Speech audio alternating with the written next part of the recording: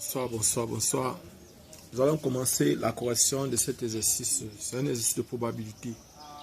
On a dit exercice soit A et B, deux événements de l'univers oméga, tels que P de A soit égal à 0,2, P de B est égal à 0,5, P de A union B est égal à 0,6. Les événements A et B sont-ils indépendants? Première question. Deuxième question maintenant. Les événements A et B sont-ils... on a dit, première question, c'est les événements A et B sont-ils incompatibles? Deuxième question, c'est les événements A et B sont-ils indépendants? Troisième question, c'est de calculer P de A bar, P de B bar, par de A bar inter B, P de A inter B bar, P de A bar inter B bar. Donc voilà l'exercice. Nous allons commencer la correction. Solution.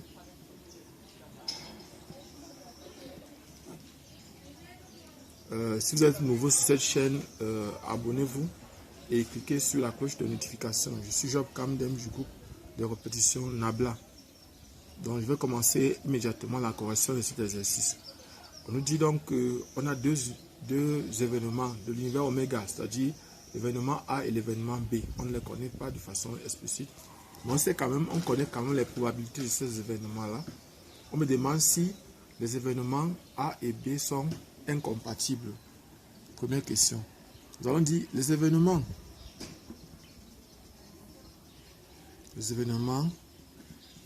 A et B sont incompatibles. Sont incompatibles si et seulement si P de A inter B est égal à 0. C'est-à-dire que A et B ne peuvent pas se réaliser au même moment, est égal à l'ensemble vide. C'est-à-dire que A inter B est égal à l'ensemble vide. Ou bien encore cardinal de A inter B égal à 0. Donc voilà par exemple, ce que nous allons faire, donc on va chercher donc P de A inter B. Qu'est-ce qu'on sait? On sait que P de A union B est égal à P de A plus P de B moins P de A inter B. Moins A de A inter B. Maintenant P de A inter B. On va donc prendre ceci qu'on va envoyer ici. On va prendre ça, on va mettre sa place. Donc P de A inter B est donc égal à P de A plus P de B moins P de A union B. Voilà ce qu'on a. Et on connaît P de A. P de A c'est 0,2 plus P de B qui est 0,5 moins P de A union B qui est 0,6. On va trouver 0,1 qui est différent de 0. Ça veut dire que les événements, donc, comme P de A inter B est égal à 0,1 qui est différent de 0, alors A et B ne sont pas deux événements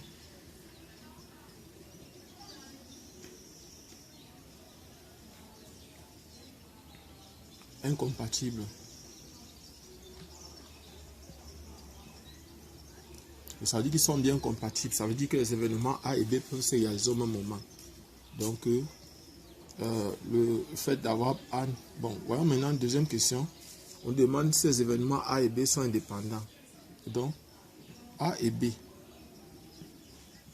sont deux événements indépendants.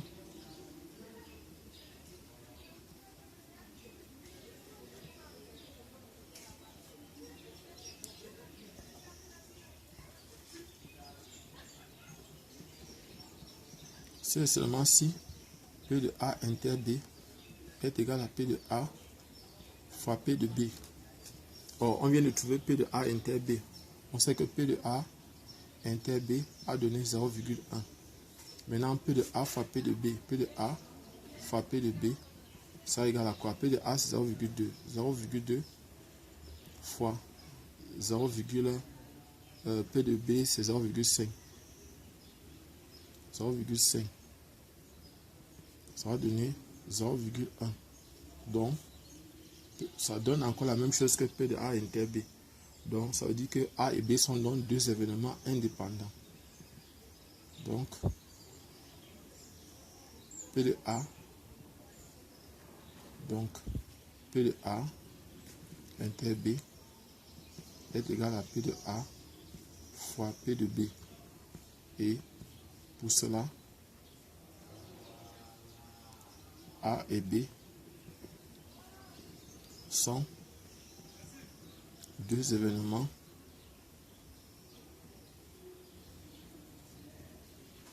indépendants. Sont deux événements indépendants. Nous allons donc maintenant reprendre la troisième question, celle de petit 3.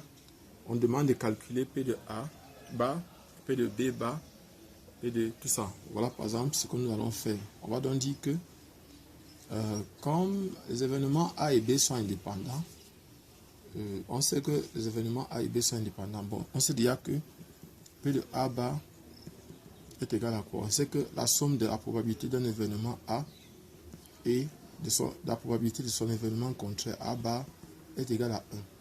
Parce que les deux sont des deux événements incompatibles. A et A bar sont deux événements incompatibles. Donc maintenant on a P de A bar égal à 1 moins P de A. On va donc faire 1 moins 0,2. Ça va donner 0,8. Donc voilà la probabilité de A bar. Maintenant, deuxième question, on demande donc P de A, P de B bar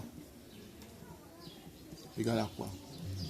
P de B bar sera simplement égal à P de B bar sera simplement égal à 1 moins P de A de B bar de B qui va donner simplement 1 moins 0,5 qui va donner 0,5. Donc voilà la probabilité de l'événement P de B bar. Maintenant, on demande aussi P de A bar. Bon, P de A bar. P de A bar inter B. P de A bar inter B. Bon, ce qu'on sait déjà, c'est que les événements A et A bar sont des événements